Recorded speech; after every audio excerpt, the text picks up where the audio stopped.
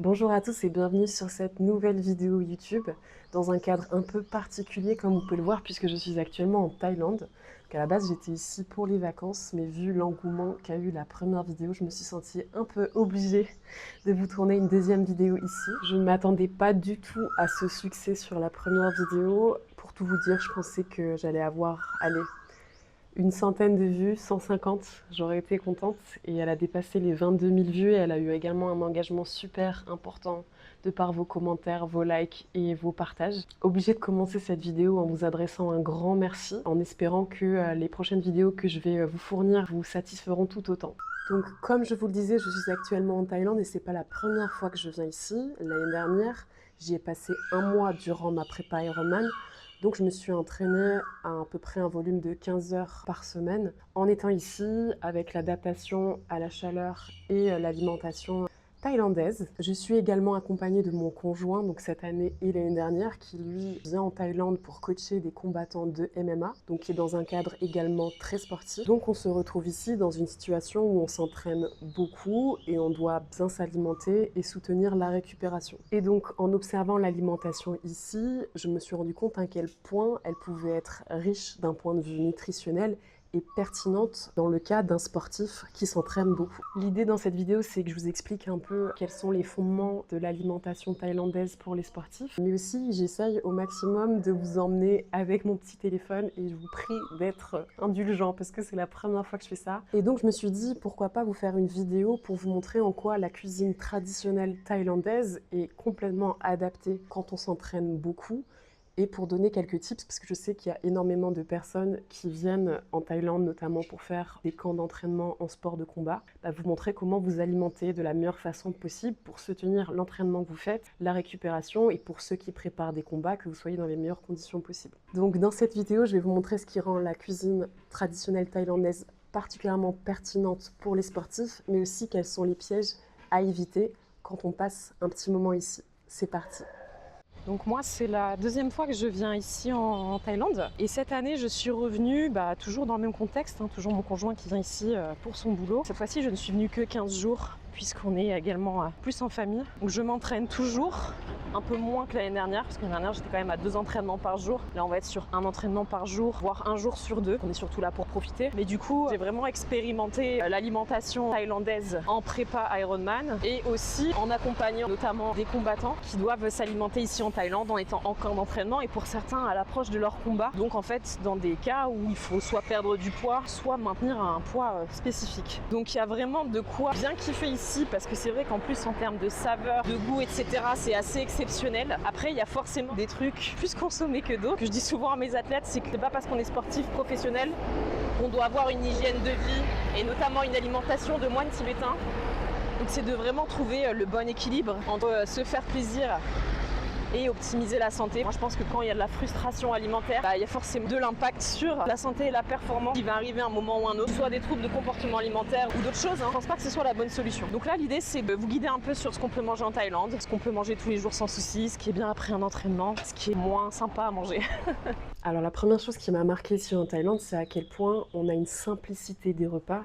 Et pourtant, ils sont exceptionnellement délicieux. Tous les gens qui sont déjà allés en Thaïlande pourront en témoigner. Ici, on mange vraiment très très bien et pour très peu cher. Donc ça, c'est quelque chose qui est vraiment très appréciable. C'est qu'ici, on peut vraiment manger de façon très qualitative pour des petits budgets. Et c'est non négligeable. Ce que je vous disais, c'est qu'ici, les repas sont composés de façon assez simple, que ce soit dans les restos ou les stands de rue où vous pouvez commander à manger. En général, la base est toujours la même, ça va être des glucides, ici c'est quasiment toujours du riz, soit sous sa forme brute, soit sous forme de nouilles de riz, avec des légumes et des protéines. Ça peut être du poulet, du poisson, du porc, mais également des œufs ou du tofu pour les végétariens. Donc au final, on est déjà sur des plats qui sont très simple, mais très complet d'un point de vue nutritionnel. D'ailleurs, en général, c'est souvent les repas les plus simples et les plus bruts qui sont les plus efficaces pour venir soutenir l'entraînement et la récupération Donc ici, la cuisine traditionnelle thaïlandaise a tout bon. Donc un repas très simple à base de glucides comme du riz, des légumes et les protéines de votre choix,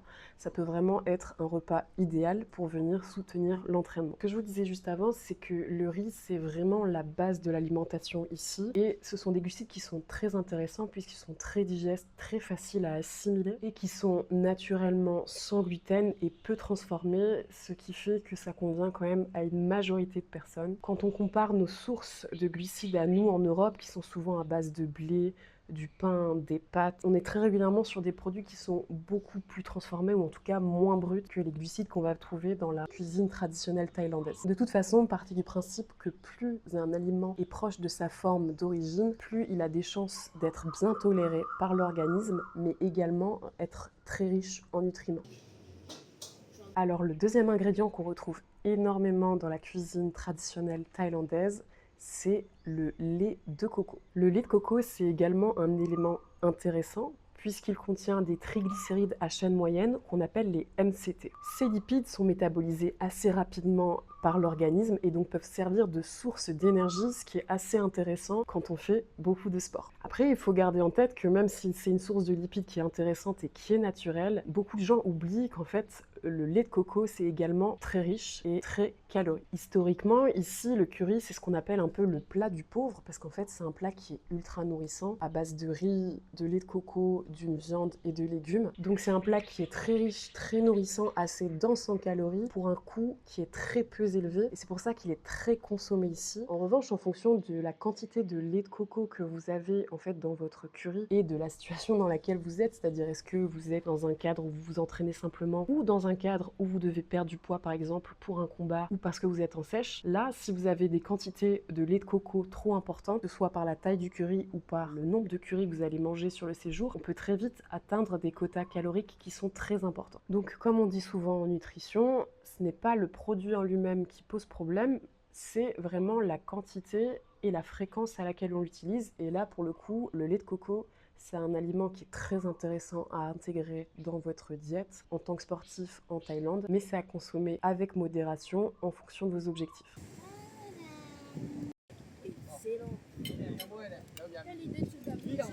Un autre point qui m'a vraiment marqué ici dans la cuisine thaïlandaise, c'est la place des légumes qui est très importante. Pour les sportifs, je ne le répète jamais assez, ces micronutriments sont essentiels pour aider à réduire le stress oxydatif de l'entraînement et aider à la récupération. Déjà, on en trouve dans quasiment tous les plats. C'est très rare de ne pas avoir de légumes dans un plat thaïlandais et sous plein de formes. Ça peut être des carottes, des pousses de soja. Ils appellent ça ici des baby aubergines, baby eggplants, des haricots. Enfin, vraiment, il y a de tout. On a donc naturellement une très grande diversité végétale dans une même assiette. Ce qui est intéressant, c'est que dans quasiment tous les plats, sauf les currys parce que c'est déjà servi dans un bol, et dans quasiment tous les autres plats thaïlandais, vous trouverez toujours une petite portion de crudité dans un coin de l'assiette qui est censée être consommée avant le début du repas pour aider la digestion. Et en fait, d'un point de vue digestif, c'est super intéressant parce que notamment le fait d'intégrer des aliments crus qui sont riches en fibres au début d'un repas, ça permet aussi de moduler l'impact sur la glycémie du repas que vous allez ingérer. Ce qui est également super intéressant, c'est le mode de cuisson des légumes. Soit ils vont être très rapidement saisis au wok, soit ils vont être cuits dans des bouillons. Le fait d'avoir ces cuissons relativement rapides fait qu'on va garder un maximum de micronutriments, puisque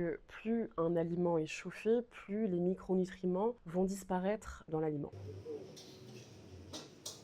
Un autre aspect que je trouve passionnant dans la cuisine traditionnelle thaïlandaise en tant que naturopathe, c'est qu'on peut quasiment parler d'alimentation médicinale. Énormément de plantes, de racines ou d'herbes aromatiques avec des propriétés super intéressantes pour la santé. On va retrouver par exemple du gingembre, du curcuma, de la cannelle, du basilic thaï, de la coriandre, du piment, bref, une liste qui n'est pas du tout exhaustive, mais vraiment énormément de choses qui vont venir non seulement apporter du goût, mais aussi d'un énorme intérêt sur le point de vue santé. Et ça, c'est des ingrédients qui sont utilisés de façon quotidienne dans leurs plats. Vraiment, on en trouve partout. Chaque plante va avoir des effets spécifiques, que ce soit sur la digestion, sur la circulation sanguine, sur la récupération. Mais de façon générale, elles sont en général très très riches en antioxydants. Et ce sont également de gros anti-inflammatoires. Donc quand on est sportif et qu'on s'entraîne beaucoup, antioxydants, anti-inflammatoires, clairement, c'est des gros bonus. Je me rends compte que généralement, dans tout ce qui est cuisine traditionnelle, la frontière entre l'alimentation et la médecine est assez mince. Et c'est pour ça que je trouve ça passionnant,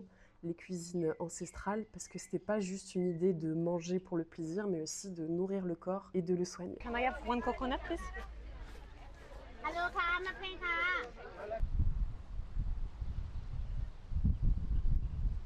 Ça, l'eau de coco, si vous me suivez déjà sur Instagram, vous savez que c'est ma passion. J'avais fait une vidéo à ce sujet parce que quand je m'entraînais l'année dernière en Thaïlande pour mon Ironman, je faisais ma prépa, je prenais une eau de coco après chaque entraînement. Tout simplement parce que en fait, l'eau de coco est riche en électrolytes, ce qui permet d'assurer une hydratation optimale. Et d'ailleurs, il y a des études scientifiques qui sont sorties sur le sujet, je vous les épinglerai, qui prouvent qu'en fait, de l'eau de coco naturelle sont tout aussi efficaces que des électrolytes que vous pouvez prendre dans vos boissons pour vous réhydrater pendant et après vos entraînements. Donc non seulement c'est super bon, c'est super frais, ça coûte rien du tout. Là, ma coconut, j'en ai eu pour 30 bahts, quasiment rien. Et c'est vraiment excellent à prendre après un entraînement. Alors attention en revanche à ne pas faire d'excès avec l'eau de coco, au risque d'aller aux toilettes un peu plus souvent que vous en avez envie. Ça peut avoir un effet très laxatif si on en surconsomme. Et puis il y a quand même aussi également un peu de sucre dans le coco, donc c'est très bien après des grosses séances. N'en abusez pas, n'en consommez pas toute la journée non plus, même si c'est super bon. C'est vraiment mon kiff à moi. J'adore. Alors l'autre gros kiff ici en Thaïlande, c'est qu'on trouve énormément de fruits qui sont juste excellents, avec énormément de goût et toujours à prix défiant toute concurrence, contrairement en France. Donc on peut se permettre vraiment d'acheter pas mal de fruits. Donc je ne vais l'apprendre à personne je pense, mais les fruits c'est bourré de vitamines. C'est également un super moyen de venir apporter plus d'hydratation au corps. En revanche, en effet, c'est comme tout, ils peuvent être très sucrés. Donc faites attention au moment où vous en consommez et à la quantité de fruits que vous consommez. Même si c'est super intéressant d'en manger ici, n'hésitez pas. La grosse mode ici, c'est vrai que c'est super tentant d'en consommer, c'est qu'on trouve des smoothies à base de fruits frais à tous les coins de rue. Les smoothies, encore une fois, ça dépend dans quelle situation vous êtes, mais je les conseille plutôt autour des entraînements qui sont un peu intenses, ou si vraiment vous avez envie de vous faire plaisir lors d'un repas. Et dans ce cas-là, peut-être que vous pouvez diminuer un peu les glucides, vous pouvez par exemple prendre un curry sans riz, et avoir un smoothie avec. Et de façon générale, essayez de ne pas en manger tous les jours quand même. Petite précision, parce qu'il y a souvent des confusions là-dessus, on dit souvent préférer manger des fruits entiers plutôt que des jus. Pourquoi? Parce qu'en fait, dans le fruit entier, vous allez garder les fibres qui ont un apport nutritionnel intéressant, qui vont, encore une fois, je dis toujours la même chose, mais c'est le cas dans ce cas de figure, pour venir moduler la glycémie de l'aliment. En général, un smoothie, c'est pas la même chose qu'un jus. Un jus, on va venir vraiment prendre uniquement le jus du fruit, qu'on enlève les fibres, alors que smoothie, c'est quand on va directement mixer le fruit. Donc techniquement, un smoothie, ça a la même valeur nutritionnelle qu'un fruit entier. Essayez de toujours privilégier des smoothies par rapport à des jus. Quand il s'agit de fruits, quand il s'agit de légumes, c'est autre chose. Lui, il a pris quoi? Manque, passion. Bon, alors après, il n'y a pas de raison, il y a plein de bonnes choses dans la cuisine thaïlandaise, mais il y a également des pièges. Il faut faire attention, notamment aux plats qui sont sautés à la poêle et dans lesquels parfois ils peuvent rajouter beaucoup de sauce. Par exemple, le pad thai. Voilà, pour vous montrer, là c'est le repas du midi. On a 3 pad thai pour 280 bahts. Donc ce qui est génial ici, c'est que vraiment la bouffe, ça coûte rien du tout. Pour vous donner un ordre d'idée, 100 bahts, c'est à peu près 2,70 €. Donc là, on a 3 repas très consistants pour moins de 10 €. Je vais vous montrer un petit peu la composition du pad thai et vous dire ce que j'en pense comme repas pour un sportif. Alors, le pad thai est un repas qui est tout de même assez équilibré, au sens où vous avez des glucides faciles à digérer, donc c'est des nouilles de riz. L'avantage ici, c'est que quasiment tous les glucides sont à base de riz. Donc pour les personnes qui évitent le blé, le gluten, toutes ces céréales qui sont très transformées comme moi, c'est quand même assez sympa. On a pas mal de légumes qui sont sautés au wok. Donc l'avantage de cet thon, c'est que on garde le croquant des aliments, ils sont quand même un peu cuits pour qu'ils soient digérés plus facilement, mais ils gardent en fait une grande partie de leurs micronutriments, qui est quand même super intéressant et qui est génial ici dans la cuisson des aliments en Thaïlande. Et après en général, vous avez une protéine, donc ça peut être des œufs, du poulet, du tofu. Donc le tout fait quand même un repas assez équilibré quand on le regarde comme ça. Le seul problème des pad thaï par rapport à d'autres plats thaïlandais, on va dire avec du riz classique, c'est que la sauce est très sucrée. Donc c'est un repas qui est quand même très bon, peu onéreux et peut être intéressant pour des sportifs, mais il faut quand même faire attention parce que, voilà, typiquement moi le pad thaï c'est le premier que je mange de tout mon séjour. Parce que ça reste un plat qui est très sucré, on ne se rend pas forcément compte mais c'est très sucré. À choisir entre un pad thaï et par exemple du riz avec du riz, on va quand même essayer de favoriser un repas avec du riz plus simple. Bon par contre au niveau du goût, il n'y a rien à dire, c'est méga bon. Et notamment pour les personnes en prépa de combat ou qui cherchent à maintenir un poids, à perdre du poids, ça peut être facilement un repas un peu piège parce qu'on rajoute quand même énormément de sucre aux glucides de base du plat. La deuxième chose à laquelle il faut faire attention avec le pad thaï, c'est qu'en fonction de la protéine que vous prenez, donc en général vous avez le choix entre de la crevette, du poulet, des œufs, du tofu pour les végétariens, c'est qu'on peut avoir des quantités assez minimes de protéines quand même par rapport à la quantité de glucides.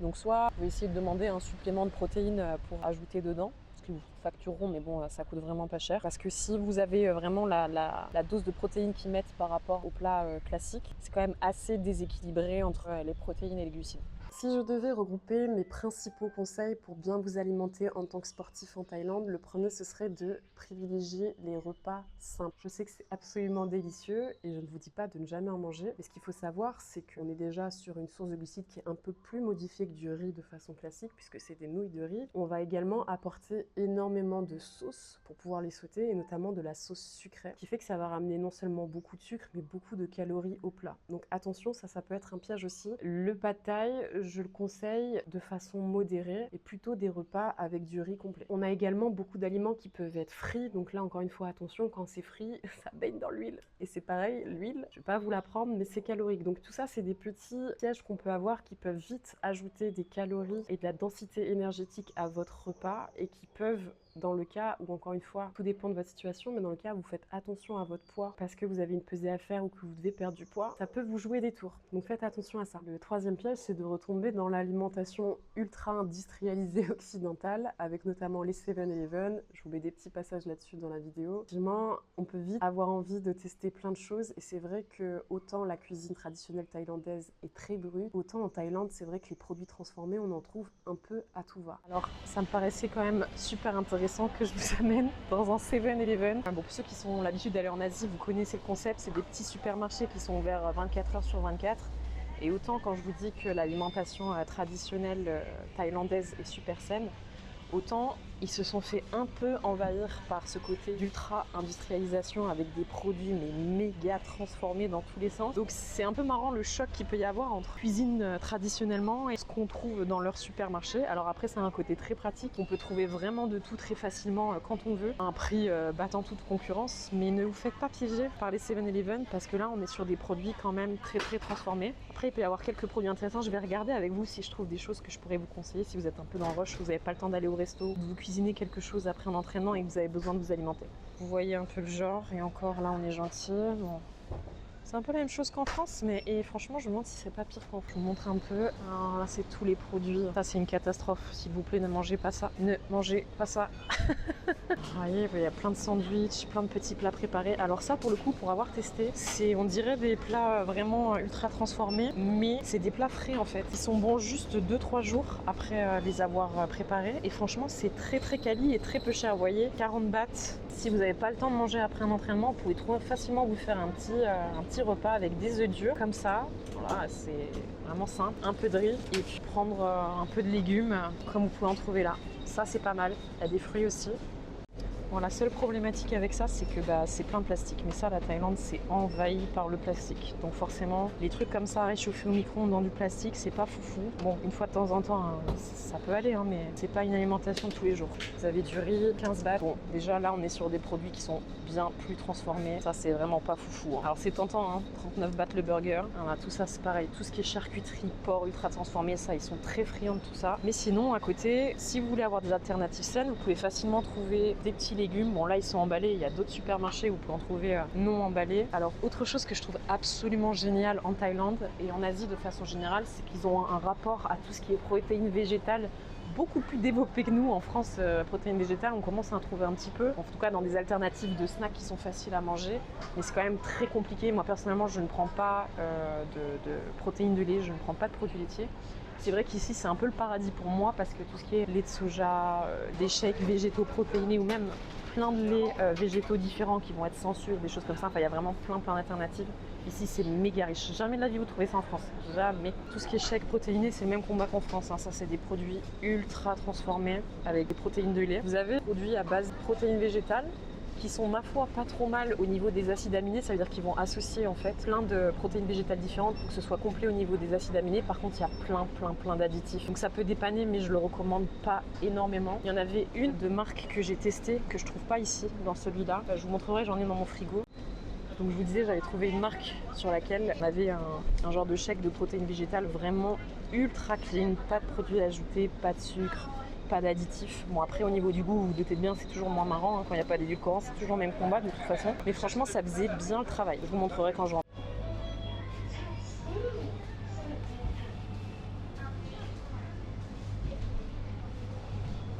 Ce qui est impressionnant ici, et c'est très influencé par tout ce qui est coréen et japonais en Asie, c'est qu'ils sont accros. Tout ce qui est aliments, que ce soit des compotes, des bars, des gelées, des boissons. Tout ce qui est supplémenté en micronutriments, notamment les vitamines, les minéraux, du collagène, des super aliments, des trucs comme ça. C'est fou parce qu'on en trouve vraiment partout, ce qu'on ne voit pas du tout en France. Je trouve ça assez intéressant parce que ça montre quand même qu'ils sont sensibles à... Mais d'un côté, à chaque fois, c'est dans des trucs assez chimiques, donc c'est un peu surprenant. Donc je vais tester ça, je vous dirai ce que j'en pense. Je vais voir aussi la compo. Le problème, c'est que tout est écrit en thaïlandais, donc à chaque fois, ça me prend un moment à tout décrypter.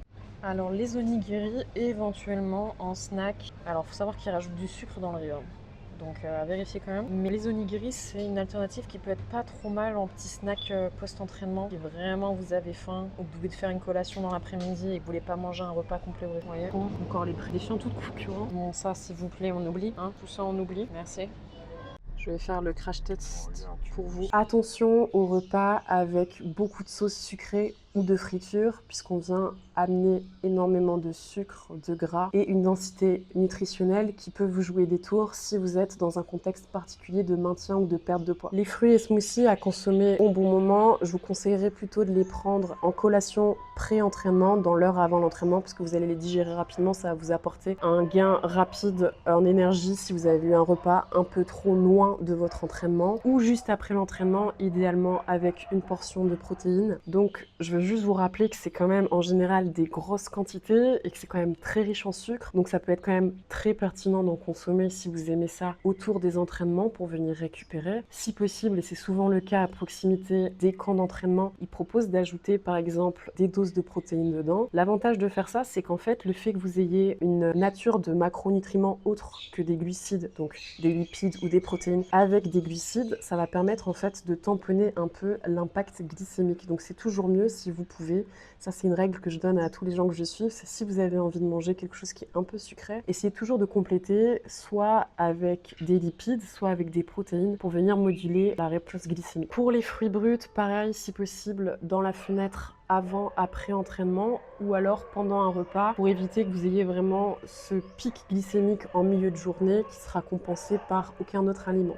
Alors là, je suis juste devant le Bang Tao qui est le plus gros camp de MMA de Phuket. Et ça tombe bien parce que juste en face, bon ils ont compris, hein, on a un truc qui est pas mal pour les petites collations juste après l'entraînement. Je vous montre. Autre chose qu'on trouve partout en Thaïlande, tout ce qui est bar à jus et smoothie. Et notamment, comme je vous le disais, directement aux sorties des clubs. Donc ça, pour le coup, c'est un truc vraiment pas mal à prendre en sortie d'entraînement ou juste avant, on va dire dans l'heure avant un entraînement, si jamais vous n'avez pas eu de repas riche en glucides longtemps avant et que vous allez avoir un entraînement assez intense. Et ce qui est sympa ici, c'est qu'ils ajoutent des alternatives avec notamment de la protéine végétale. Donc ce qu'il faut savoir, c'est que déjà entre des jus et des smoothies, on va toujours partir vers les smoothies. Parce que contrairement au jus, on va mettre les fruits entiers dans le shake, ce qui fait que vous allez garder les fibres et qui vont faire que ça ne va pas du tout avoir le même impact sur votre glycémie. Okay. Et au-delà de ça, les fibres, c'est quand même très intéressant d'en consommer. Vous voyez là, elle va me préparer un petit mango shake, donc avec de la mangue fraîche. Ici, les fruits sont incroyables et ce serait dommage de s'en priver. On a tendance à diaboliser un peu les fruits, mais sachez que si c'est consommé de façon intelligente et encore plus dans le cadre d'une personne qui fait énormément de sport. J'ai notamment eu des remarques sur ma dernière vidéo en disant ouais, c'est super tout ce que tu dis sauf le sucre. Je suis désolée de vous le dire, mais je vais me mettre face caméra. Quand vous faites autant de sport, le sucre, c'est nécessaire. C'est nécessaire, vous en avez besoin en fait, votre corps en a besoin. Ne diabolisez pas le sucre, juste prenez-en de façon intelligente et à des moments intelligents. Donc là par exemple, en post-entraînement, un petit shake fruits et protéines, on achète. C'est bon, ça fait du bien. Juste derrière un entraînement, c'est idéal d'avoir un apport en glucides rapides et en protéines pour vraiment venir aider à recharger musculairement. Donc on ne s'en prive pas. Après, encore une fois, si vous êtes en perte de poids, faites attention parce que les fruits, ça va très vite au niveau des glucides et des calories. Faites en sorte que ce soit bien cadré dans votre diète.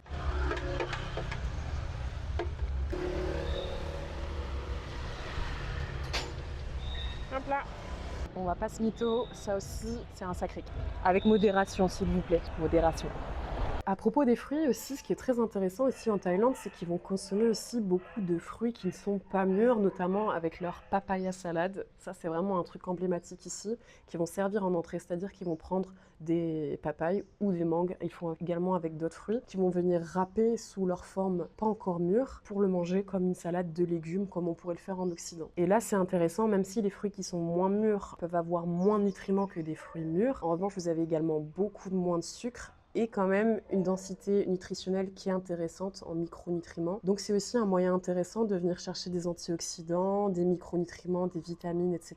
sans avoir l'aspect ultra sucré qui peut être problématique quand on consomme beaucoup de fruits. Voilà, pour conclure, ce qui est vraiment super intéressant ici dans la cuisine thaïlandaise, c'est qu'elle repose sur des produits bruts qui sont sains et qui mis ensemble peuvent faire des assiettes peu onéreuses et vraiment très gourmandes et nutritives. Une alimentation à base de beaucoup de légumes qui sont peu cuits, donc très riches en micronutriments, des bons glucides, faciles à assimiler pour les sportifs, des protéines, des bons lipides et surtout beaucoup d'éléments comme des plantes, des racines, des herbes qui ont des propriétés médicinales super intéressantes. En gros, quand on vient s'entraîner ici et qu'on doit s'alimenter, ça peut vraiment être un gros kiff si on s'y prend bien. Aussi bien parce qu'on va manger de façon équilibrée et qui vont soutenir la performance et l'entraînement, mais aussi parce qu'on se régale à très petit prix.